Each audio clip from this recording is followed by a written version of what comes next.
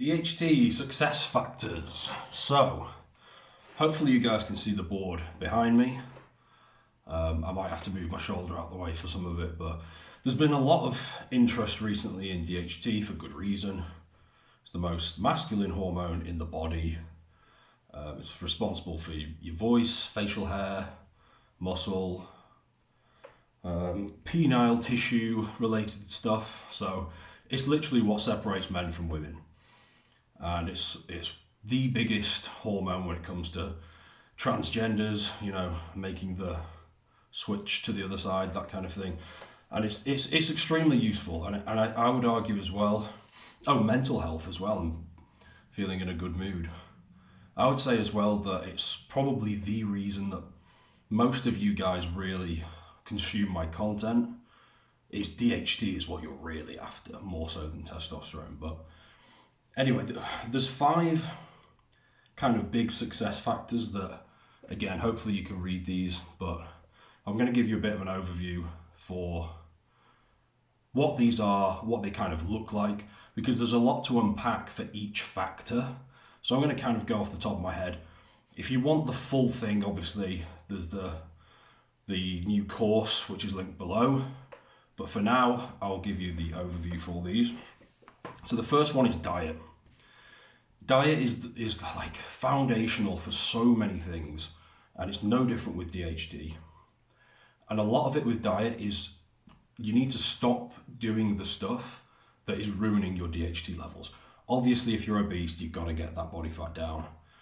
If your blood sugar is through the roof, your fasted blood glucose, you need to get that well below 100.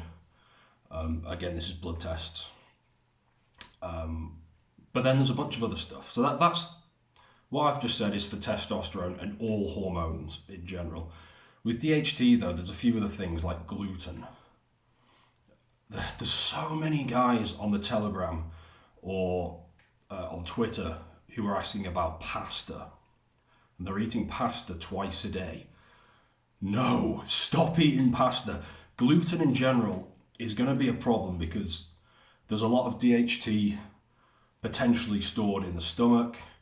It's a big source, and an unhealthy gut is going to lead to a loss of DHT. Gluten in particular is going to cause problems there. You want to cut out the pasta, cut out the bread, cut out cereals. Definitely cut out cereals for a million reasons. But gluten, you want to get rid of that stuff. There's a few other things with diet. Zinc is extremely important. You definitely don't want to be zinc deficient. High zinc foods, you can supplement, but foods are going to be better, you know. I'm not going to get into details on which foods, but it'll take me all day. So that's very important. In terms of other dietary things, there's red meat is very important because of all the B vitamins, B1, B3, B6 in particular. It also has zinc as well, frankly, and creatine. Creatine you're going to want to supplement as well, and I think you should space it out throughout the day personally. It would take an awful lot of red meat to get the kind of creatine that's going to lead to significant improvements in DHT. So red meat's important, B vitamins, zinc. There's definitely other dietary factors, blood sugar, that kind of stuff. We'll move on to point number 2, otherwise this video is going to go on forever. Supplements. So creatine, that's the first one.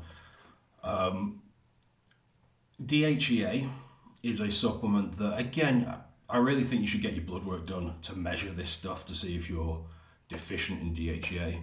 Because if you are, supplementing with DHEA could just change the entire game right there.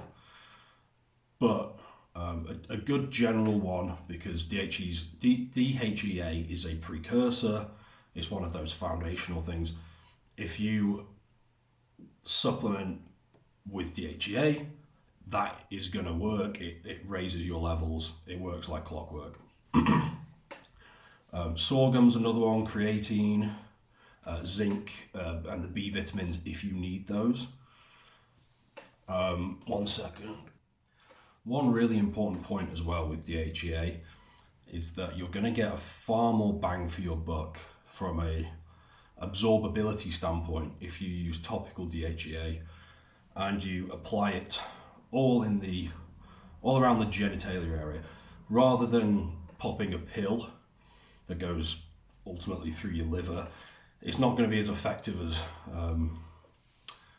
applying it to the right areas. So that's DHEA. One other point as well about diet is that if you're obese, a little bit different, you need to get your fasted blood glucose down and your estrogen levels down. But for a lot of other guys reading this, you also don't want to be doing keto. Being in ketosis tends to have a negative effect long term on DHT levels. You want to have some carbs, is what I'm saying, especially things like fruit around your workouts. You want to keep your blood sugar stable, but you also don't want your blood sugar to be too low. You don't want to be in ketosis every day. That's not going to be good for DHT. So that's another point on diet. Moving on to point number 3, which is 5-AR blockers. These tend to literally block DHT production. Another point that I don't think is emphasized enough with alpha reductase inhibitors is that you're going to get more estrogen. It's about the conversion of testosterone into other things. And if you're blocking the conversion of test into DHT, which is what you're doing with these foods that I'm going to get into, by default that tends to mean more estrogen as well. So it's just all round problematic. This is probably one of the biggest factors on here. So you want to avoid these 5-AR inhibitors. There is no other word for it other than they are estrogenic foods. So the enemy of DHT and everything we're talking about. So soy foods, that's kind of one that I think most people are aware of. You've also got things like flaxseed, pumpkin seeds, lots of seeds. There's a ton of others, things like whole grains, and that ties into gluten as well. There's a list of 12 or 13 inside the course where I go into detail, but in terms of the top line, the most common ones, I'd say it's those 4 I've just mentioned. You've got to avoid them, otherwise the DHT thing is just going to be impossible. And this is another thing where vegans and vegetarians, they get a lot of these foods and a lack of B vitamins, and a lack of zinc, and their body fat tends to be higher, and there's just it's a real estrogenic mess. Let's put it that way. But point number 4, so we'll move on a little bit, is kind of the foundational thing. If you've got 250 test, there's just not enough test to convert into DHT. So obviously the testosterone thing is kind of foundational, and that is, everything I've talk about here on YouTube, everything I talk about in blog posts, tweets, emails. I don't know why I'm pointing that way, but links below. It's foundational. It's why I keep talking about the 800 to 1200 total test range, because we can talk about free test and SHBG and DHT, estradiol, and a few other things, a few other factors, LH. But at the end of the day, the bottom line is if you've got 250 tests, it's not really worth talking about the other things. You've got to raise that first. Get the basics sorted. That's pretty foundational. And then point number 5 is there's quite a few other hormones that interlink with this. Obviously, I've said already that if you've read the 12-minute video, introductory video, I said that estradiol competes directly with DHT at the receptor level. So if you live a very estrogenic lifestyle, whether it's with those foods mentioned, or it's your body fat, or it's your environment, or the water, or plastics, or whatever, all of this is going to put downward pressure on DHT. It's going to make it easier for that testosterone to convert into estrogen. If you're on TRT or Clomid, Clomid, oh my God, that's an amplifier of everything I've just talked about. Like, your test is just going to be, you're going to be very bloated, very watery, just full of estrogen. It's going to be lovely. But yeah, so that's estrogen, but there's a few other factors. There's DHEA, which we've kind of alluded to. So if your DHEA is very low, it's going to be hard to be high DHT. There's prolactin. There's guys who have porn addictions, or even I've seen guys who really overtrain over a period of time. Even that can cause prolactin buildup. When your prolactin's high, it's going to be very hard to be high.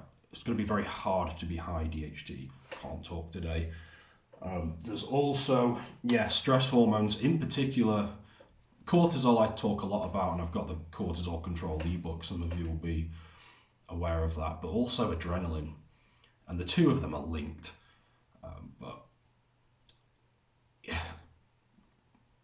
Things like black coffee can give you the edge with DHT, but then there's like one black coffee a day, and then there's guys who have 5 coffees a day with a load of sugar and syrup and an energy drink or 2 in the afternoon, and their adrenals do get fried, especially if they're not sleeping very well, especially if their diet's not particularly good and they don't see the sun. That is a different thing to the black coffee suggestion that I've thrown out a couple of times, thrown out on Twitter timelines. And when you do the latter, and you fry your adrenals and your adrenaline's constantly high and you're always on high alert, and it's easy to do in this Western fast-paced lifestyle that most people live, especially in big cities. When that happens, your DHT is going to constantly have that downward pressure. So there's different hormones that play into it. You want to get the overall jigsaw puzzle on point. If that makes sense. There's a lot that comes into it. In the DHT Dominator course link below, in the final video, in the 13th video, I bring it all together and kind of give you a proper action plan, make it all very, very easy to follow. Plus you've got obviously the Excels and the actual 8-week plans, diet, training, supplements, everything. And it's all very conveniently placed, obviously.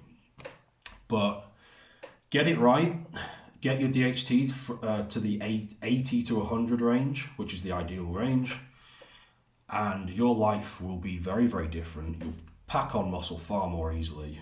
You'll feel better, you'll be happier, more confident. Facial hair will thicken out, especially if you add things like minoxidil and some other stuff. Oh, that's in one of the bonuses, talking about growing your facial hair. So yeah, lots of cool stuff. Check out the course, guys. I think you're really going to enjoy it. And I hope you found this video useful. Let me know if you want to see more of the whiteboard on YouTube, by the way, because obviously I use it for the video courses. But yeah, let me know what you think. Comment below, and I'll see you in the next one.